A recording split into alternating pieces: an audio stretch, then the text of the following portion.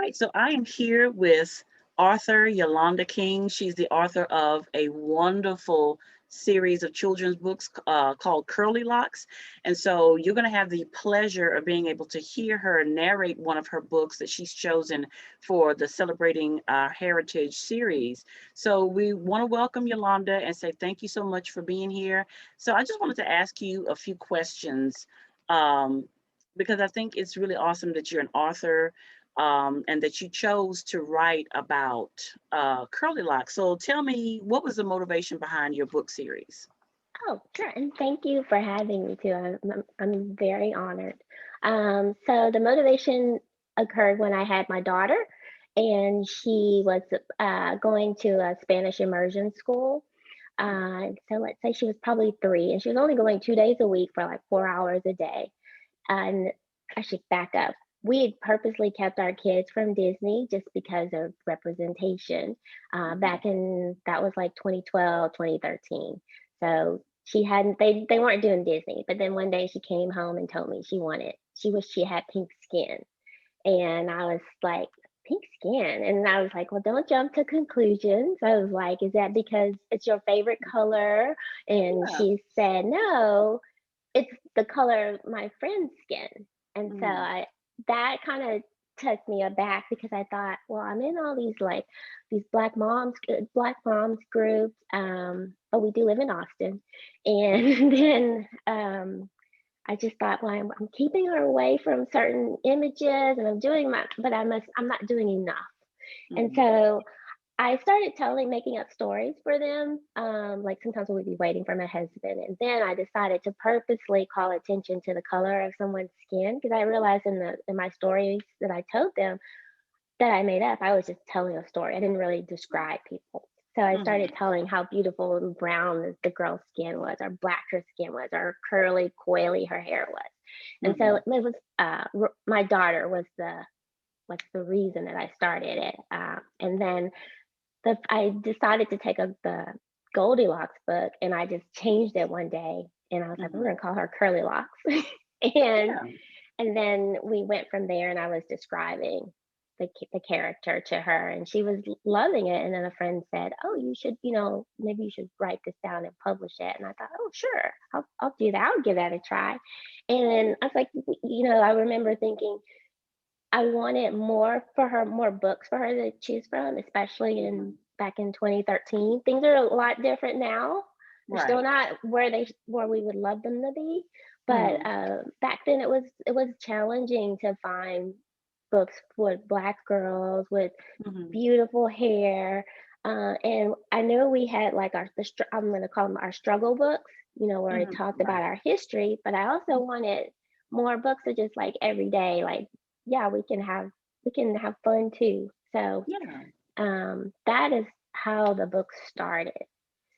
And Okay. then, so, I mean, I Okay. enjoyed, she liked listening to it and it was fun, just the whole getting the books done. So the first book was actually Curly Locks and the Three Pink Pandas. And the pink pandas, because her favorite bear, she called him Pink Panda. And so That's that funny. is how it was like the Three Pink Pandas. And it was my daughter that really got the ball started. But then looking beyond my own kiddo, I also was looking at other kids in the Carver Museum, the George Washington Carver Museum here in Austin.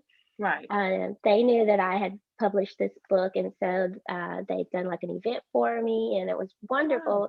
And then Yeah. we decided to collaborate on a book club for kids.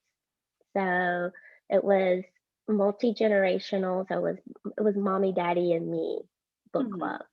Yeah. And so we would do picture books and the parents would read with the kids and we would discuss, how the kids felt about the different books. And we're still doing that, but we dropped the mommy and the daddy words because my kids are now like 12 and 14. And so now it's mom, dad, and teen tween.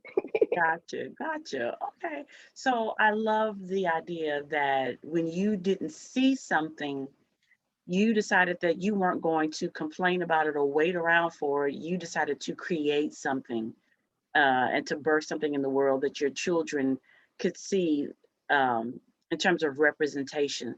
So that leads me to my next question. How important is representation as a woman, female Black author writing children's books? How important is representation?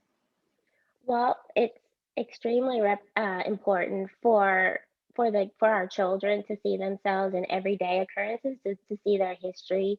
I'm realizing that there's like a desert at the school, at the schools, and they are spending, what, 7, 8 hours, 5 days a week at an institution, whether Right. it's a private school or a public school. And then we really don't have a lot of time with our kids as the school year goes. Like there's dinner, you might be running them around the soccer and all that. So trying to get as many images that are positive or are just black, Mm-hmm. brown Yeah. hair, like love you in front of them is really important. And I know it's important for my kiddos, but it's important for our whole community.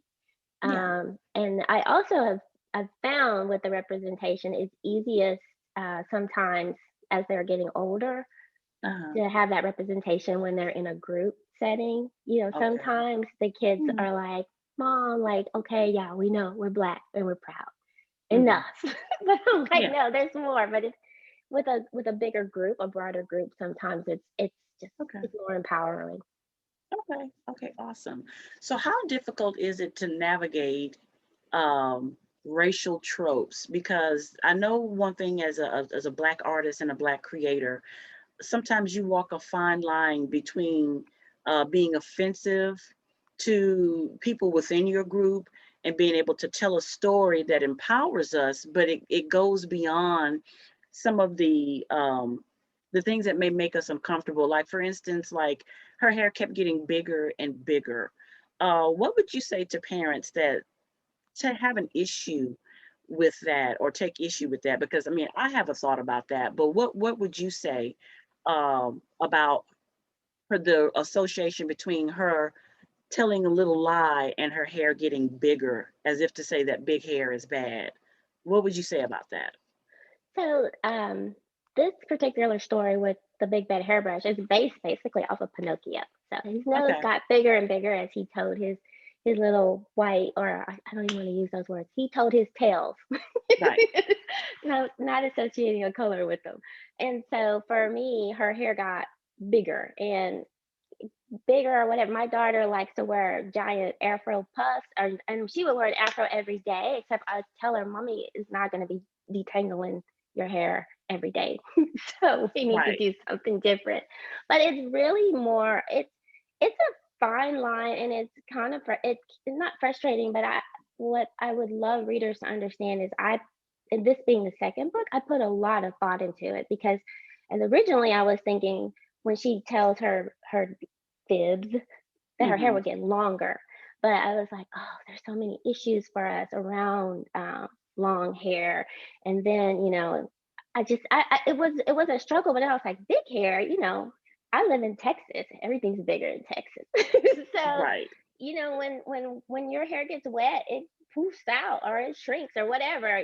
My in my family, our hair shrinks when it gets wet, but Mm-hmm. it poofy or whatever. But I love I think all hair is beautiful, but I wanted to be able to tell a story that Mm-hmm. our kids could relate to in some way. That would be funny and um and relatable. But even going back to the very first book, I had an editor reading it. You would think, oh, it's based off of Goldilocks. It should be simple enough. But I had an editor go through it, and I originally had her hair be described as super coily Mm-hmm.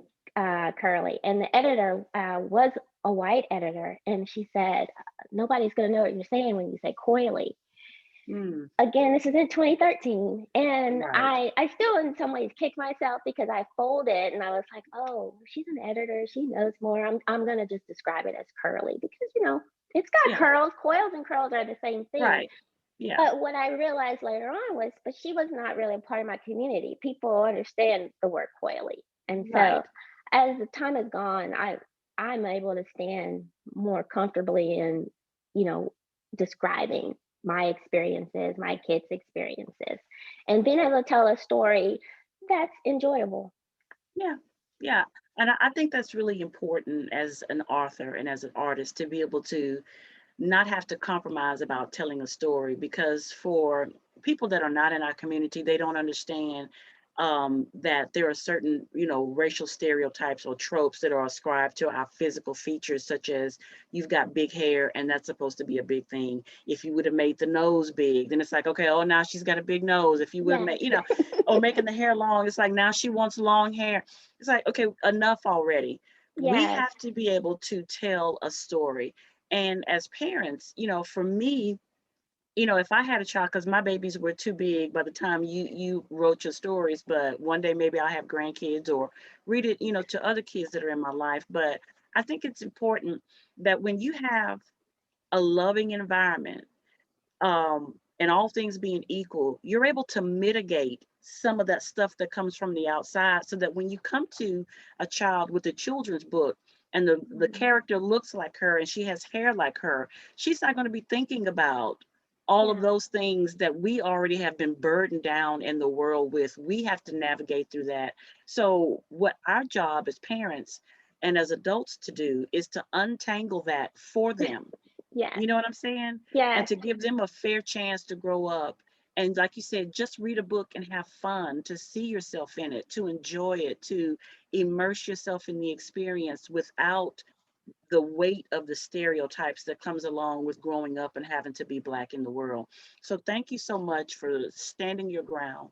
Thank you for Thank being able you. to tell a story that we can pass on generation after generation, because books live forever. So thank you for being a part of the work and for what you've done. And I hope that people will go on Amazon, Yolanda King on your profile. We're going to put a link in the description box, and make sure that it lives on our information, all of the Dunbar Heritage Association, and make sure that people have an opportunity to access your book. So thank you so much, for Yolanda, for joining us.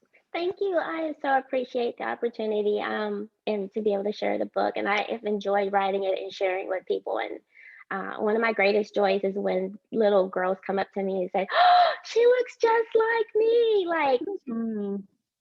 that feels good. Yep, that's what it's all about. Mhm. Celebrating our heritage. I love it. Thank you so much. Thank you.